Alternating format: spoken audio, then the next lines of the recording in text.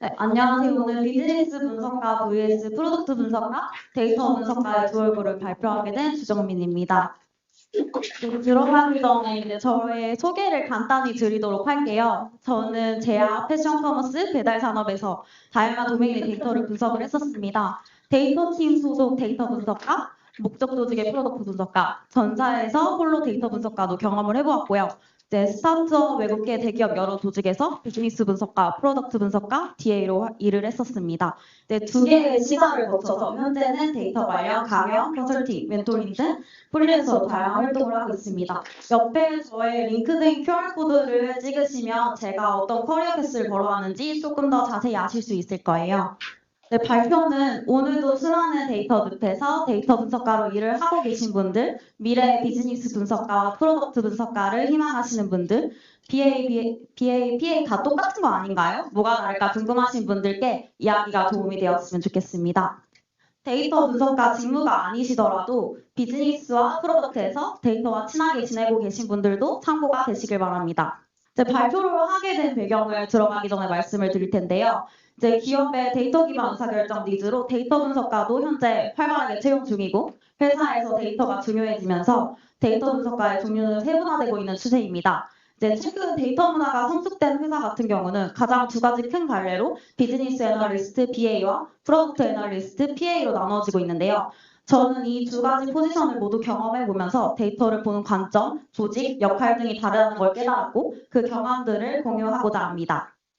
이제 오늘 공유할 이야기는 크게 네 가지로 구성이 되는데요. 비즈니스와 프로덕트 관계를 시작으로 비즈니스 분석가와 BA, PA가 뭐가 다른지, BA와 PA의 해외 채용 공고는 어떤 키워드들이 있는지, 마지막으로 두 가지 분석가를 경험하면서 배웠던 점들을 공유하고 마무리하도록 하겠습니다. 발표에는 저의 주관적인 견해가 담겨 있으며 도메인이나 회사의 조직 구조, 데이터팀 규모에 따라 제가 말씀드린 직무별 역할과 기준이 상이할 수 있습니다. 개인적인 경험을 구체적으로 공유드리기보다는 가상의 사례와 해외 케이스 스터디로 이루어져 있고 두 가지 데이터 분석과 경험을 통해 배운 점들로 구성이 됩니다. 이제 영화 엘리멘탈을 보신 적이 있으신가요? 저도 최근에 인상 깊게 봤던 영화인데요. 엘리멘탈에서 왼쪽에 물의 원소 웨이드와 오른쪽에 불의 원소 엠버가 마주하는 한 장면입니다. 이제 웨이드와 엠버처럼 부제를 데이터 분석가의 두 얼굴로 정한 이유는 데이터 분석을 할 때 비즈니스와 프로덕트 두 가지가 가장 중요하다고 느꼈습니다.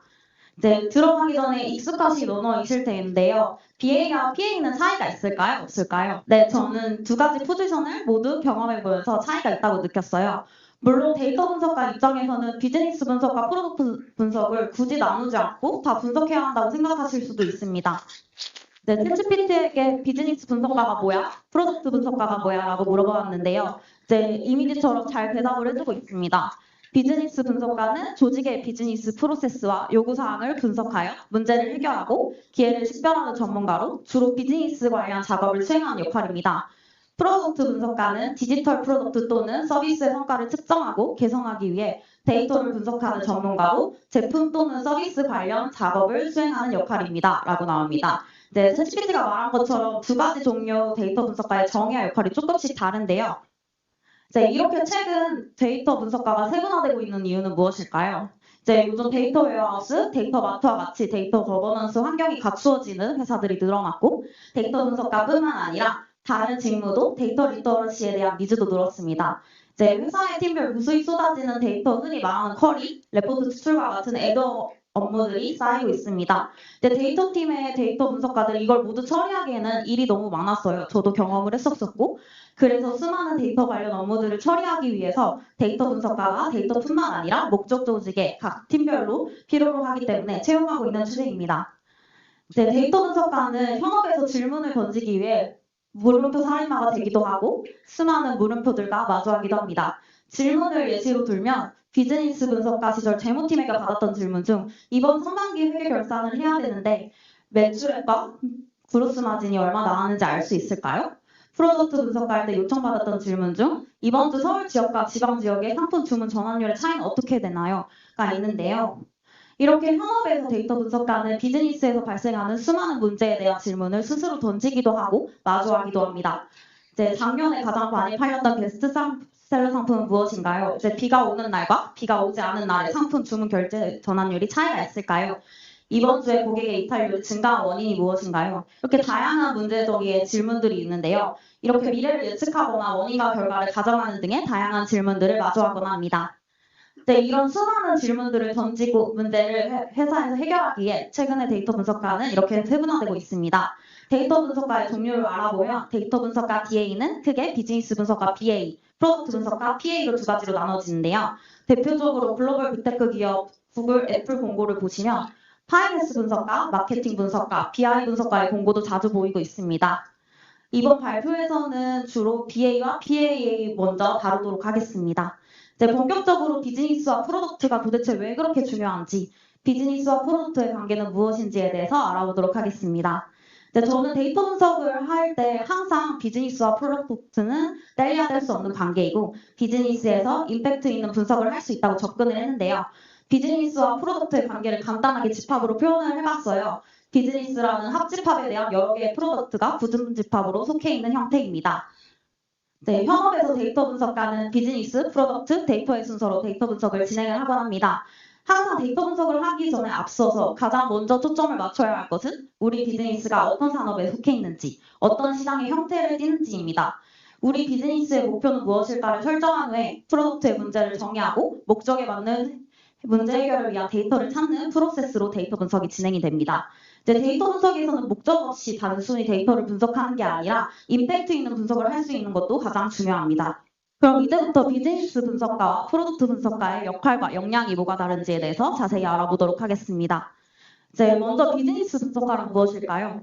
이제 매출 관점에서 필요한 데이터를 분석하고 프로덕트 분석과 비교를 하면 조금 더 거시적인 관점으로 하나의 큰 그림으로 데이터를 분석을 합니다.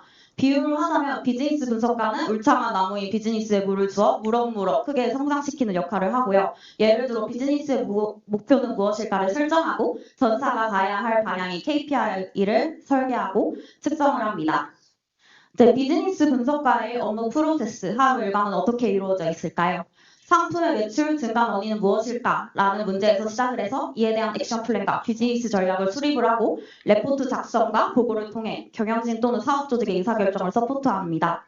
비즈니스 분석가의 주요 업무는 이제 돈과 관련된 매출, 사업, 비용, 데이터를 중심으로 분석을 합니다.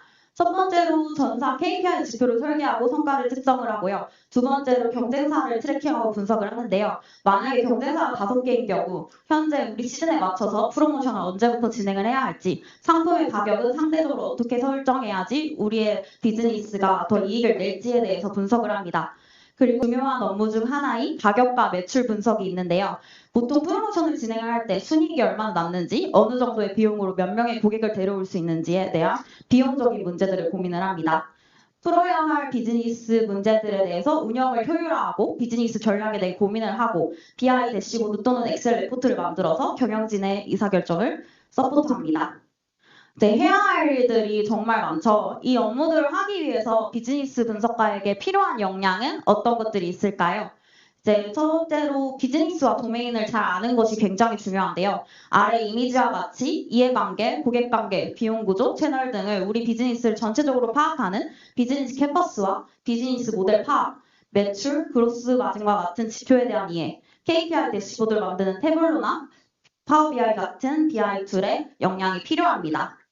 이제 그렇다면 비즈니스 분석 업무들 실무에서 어떻게 활용되고 있을지 두 가지 사례에 대해서 알아보도록 하겠습니다. 이제 비즈니스 분석을 하기 전에 체크해야 될 포인트가 3가지 있는데요. 저는 항상 이런 식으로 데이터 분석을 진행을 했었습니다. 회사의 비즈니스 캔버스와 비즈니스 모델을 그려보고 현재 비즈니스 상황은 어떻게 해결해야 되는지, 우선순위가 무엇인지 파악을 해야 됩니다. 여기서 오른쪽에 비즈니스 모델이 가장 중요한 이유는 각 주체의 이해관계인 화살표에 따라서 회사의 비즈니스 분석과 풀어야 할 문제들이 주로 발생을 합니다. 오른쪽에 웹툰 비즈니스 모델처럼 비즈니스 모델을 그려서 몇 가지 주체로 이루어져 있는지, 우리 비즈니스의 주체의 개수가 많을수록 주체 간의 이해관계에 화살표의 개수가 많을수록 비즈니스에서 풀어야 될 문제들이 증가를 하곤 합니다. 저도 현업에서 데이터 분석을 할 때 이렇게 우리 회사의 비즈니스 모델과 비슷한 국내외 회사들의 비즈니스 모델을 참고를 하곤 했습니다. 이제 케이스 스터디를 진행을 할 텐데요. 모빌리티 산업에서 운영 비용 분석을 예시로 들어보도록 하겠습니다. 현업에서 발생할 수 있는 운영 비용 분석 상황에 대해서 가정을 해봤는데요. 이번 분기 비용 절감이 비즈니스 목표입니다. 택시기사 한 명을 호출하는데 마케팅 채널 비용이 얼마나 필요한가요? 마케팅 채널 비용이 증가를 하고 있는데 이메일, SMS, 카카오톡 중 어떤 채널이 비용 절감에 효율적일까요? 각 마케팅 채널별 오픈레이트와 CTR은 어떤가요? 이제 가상의 모빌리티 비즈니스 모델은 택시기사, 모빌리티 플랫폼, 고객이 주체로 이루어진 3면 양면 시장입니다. 모빌리티 플랫폼과 택시기사 사이의 관계에서 비용을 줄여야 하는 문제가 있고요. 이제 앞선 비즈니스 분석 플로우를 바탕으로 이메일, SMS, 카카오톡 세 가지 마케팅 채널 중에 효율적인 채널 선택을 통해서 비용을 최적화를 진행을 합니다. 이제 다음은 미국의 인스타카트 사례인데요. 인스타카트는 우버이츠 배달의 민족의 비마트와 같이 고객이 식료품을 온라인으로 주문하고 주문한 상품을 집으로 배달할 수 있는 장보기 플랫폼 서비스입니다. 인스타카트는 내면 시장 모델을 기반으로 한 온라인 배달 서비스 플랫폼인데요. 이 비즈니스 모델에서 네 가지 주요 참여자는 배달원인 슈퍼, 주문 고객, 식료품, 상점, 광고주입니다. 인스타카트는 날씨가 평소 너무 추울 때 주문한 고객은 늘어나는데 이 주문을 처리할 배달원인 슈퍼가 부족한 현상이 발생을 합니다. 이를 현업에서는 수요와 공급의 불균형 문제라고 하는데요. 이러한 문제에 따라서 슈퍼가 활동적으로 일하지 않는 시간의 비율 지표를 설정을 하고 수요 예측 모델을 통해서 사전에 수요 공급을 예측해서 대비를 하거나 슈퍼에게 추가적인 프로모션 비용을 지불하는 전략을 세웁니다. 이제 나무 코스프레한 짱구 보이시나요? 이제 짱구가 가지를 들고 있듯이 프로덕트 분석가는 나무들의 가지 프로덕트가 잘 자랄 수 있도록 장가지를 치는 역할입니다. 프로덕트 분석가는 서비스 유저 관점에서 필요한 데이터를 분석하고 비즈니스 분석과 비교하여 미시적 관점으로 하나하나 뜯어서 데이터를 분석합니다. 예를 들어 프로덕트 지면 분석과 M로그 분석이 있습니다. 이제 프로덕트 분석가의 업무 프로세스는 이제 커머스 플랫폼을 예시로 들면 커머스 플랫폼의 유저 행동 로그 데이터를 보고 이제 프로모션이 고객의 구매 전환율에 미치는 영향은 이라는 문제에서 시작해서 프로덕트의 로그 설계 또는 A/B 테스트 실험, 대시보드 모니터링을 통해서 주로 프로덕트 오너 PO, 프로젝트 매니저 PM의 의사결정을 서포트합니다. 프로덕트 분석가의 주요 업무는 플랫폼, 유저 행동 데이터를 중심으로 분석을 하고 모바일 서비스 분석 기법인 퍼널 분석, 코호트 분석, AARR 또는 RARA 분석 프레임워크를 활용을 합니다. 첫째로 로그 지연 설계, 유저 리서치, 유저 세그먼트와 같은 유저를 딥다이게 분석하는 업무를 진행을 하고요. 둘째로는 유저 세그먼트를 진행을 하고 지면 설계를 하거나 A/B 테스트를 진행하기도 합니다. 때에 따라서는 프로덕트의 백로그를 관리하는 업무를 진행을 하기도 합니다. 이 업무들을 하기 위해서 프로덕트 분석가에게 필요한 역량은 어떤 것들이 있을까요? 플랫폼 비즈니스에 대한 이해, 우리 서비스 퍼널에 대한 정의, 로그 설계에 대한 이해가 필요합니다. 이탈률, 유저당 평균 수익인 ARPU와 같은 프로덕트 지표의 이해, 서비스 분석 기법에 대한 이해와 앰플리튜드나 믹스패널과 같은 프로덕트 분석 관련 툴에 대한 학습도 필요하고요. 비즈니스 분석과 마찬가지로 태블러나 로커 스튜디오와 같은 모니터링 대시보드 툴에 대한 영향도 필요합니다. 프로덕트 분석이 어떻게 실무에서 진행되는지 사례로 마찬가지로 알아볼 텐데요. 앞서 설명드린 비즈니스 분석과 프로덕트 차이가 어떤지 사례를 통해 알아보시죠. 프로덕트 분석은 일반적으로 AARR 또는 RARA를 사용하는데요. 이 분석 프레임워크는 프로덕트 중심 기업과 스타트업에서 유용하게 사용되고 있습니다. 사용자 획득의 애퀴지션, 활성화 액티베이션, 유지, 리텐션, 매출 레베뉴, 추천, 레퍼럴 5가지 단계로 이루어져 있으며 이를 활용해서 프로덕트 분석을 진행을 합니다. 이제 패션 산업에서 패션 오프라인 플리마켓의 퍼널 분석을 예시를 들어볼게요.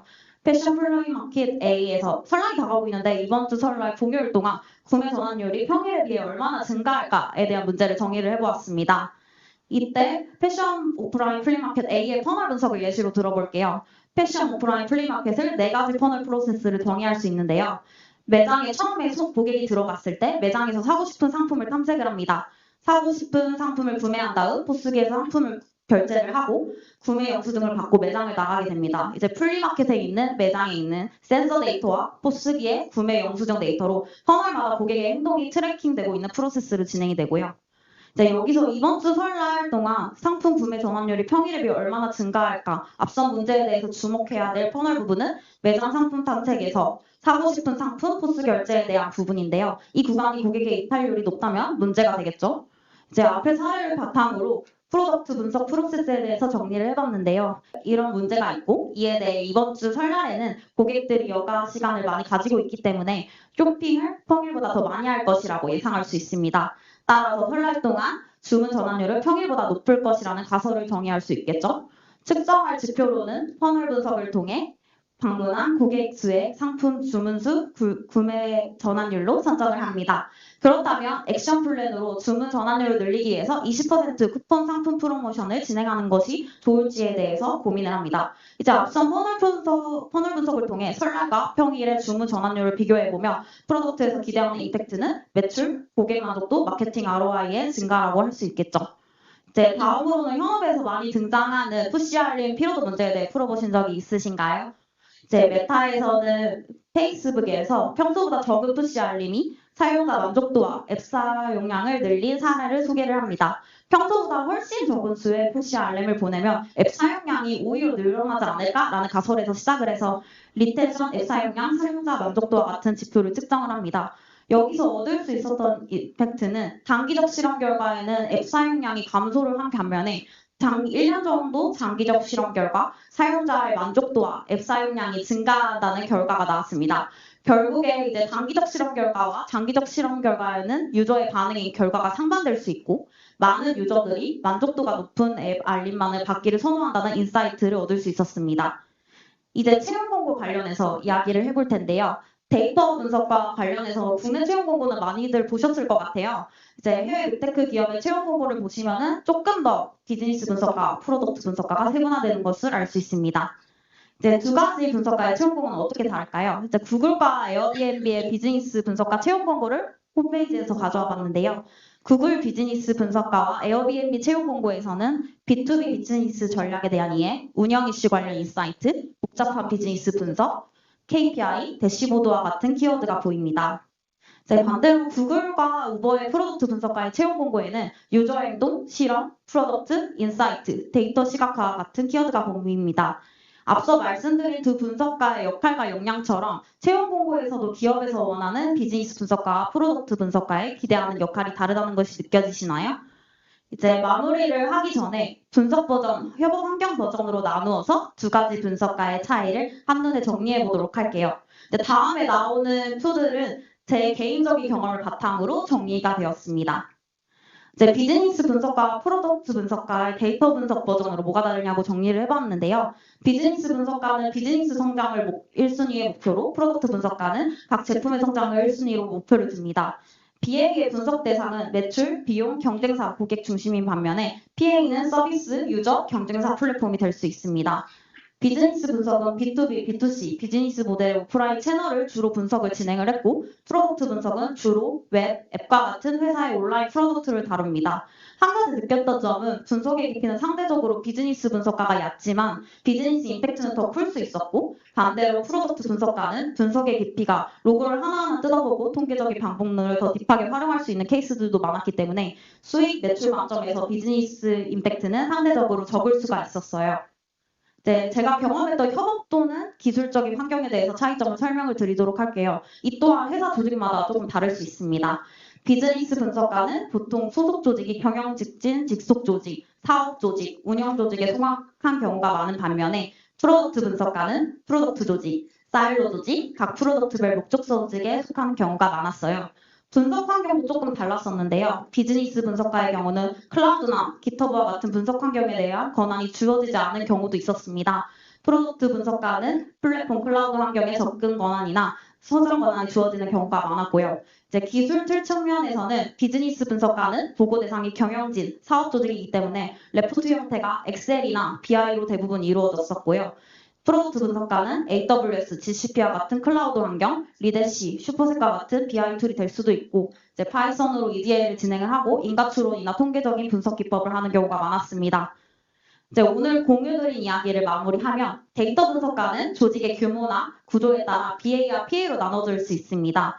이제 DA는 조직의 구조가 크면서 동시에 데이터 거버넌스와 전사 데이터 교육이 잘 마련되어 있는 데이터 문화가 성숙된 조직일수록 크게 비즈니스 분석가 BA, 프로덕트 분석가 PA로 세분화될 수 있습니다.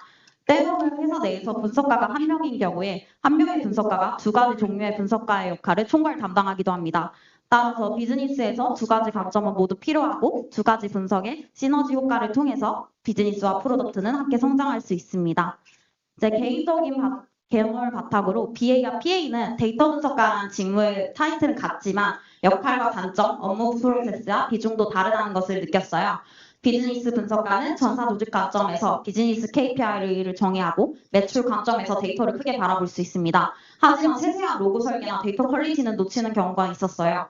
프로덕트 분석가는 하나의 프로덕트 관점에서 데이터를 뜯어보고 필요한 프로덕트 지표를 설계하고 검증하여 세세하게 분석을 할 수 있습니다. 하지만 진행한 프로덕트 관련 분석이 전체 비즈니스에서는 비즈니스 분석과 비교를 했을 때 상대적으로 적은 임팩트일 수 있습니다. 이제 마지막으로 커리어 패스 가이드를 조금 정리해봤는데요. 신입 데이터 분석가 시절에는 데이터 분석이 뭐 다 똑같지라고 생각을 했었어요. 이제 막상 현업에서 경험을 해보니까 두 가지 분석의 성향의 차이가 있다고 느꼈습니다. 두 가지 분석가 중 커리어를 고민하고 계신다면 사업적인 CEO와 같은 관점을 원하시는 성향이시라면 비즈니스 분석가를 추천드립니다.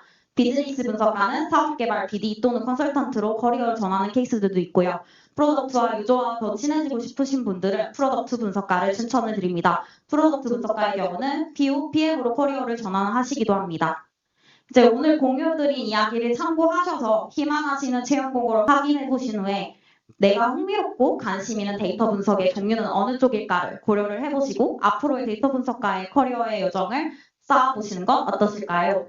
네, 오늘 준비한 내용은 여기까지인데요. 데이터 분석가가 공부해야 할 것들도 참 많고 해야 할 업무들도 참 많고 도메인 데이터 관련해서 전반적으로 파악해야 되는 제너럴리스트이자 미니 사업가 전략가라고 느꼈어요. 근데 데이터 분석가를 하면서 때로는 수많은 데이터 업무에 회의감이 들 때도 있었고 때로는 내가 한 데이터 분석 결과가 비즈니스와 프로덕트에서 액션으로 이어졌을 때 뿌듯함도 느낄 수 있었는데요. 가야 할 길이 멀고 험난하지만 현재 데이터 분석가의 길을 걷고 계신 분들 그리고 데이터 분석가를 꿈꾸고 계신 분들께 오늘 이 시간이 도움이 되었으면 좋겠습니다.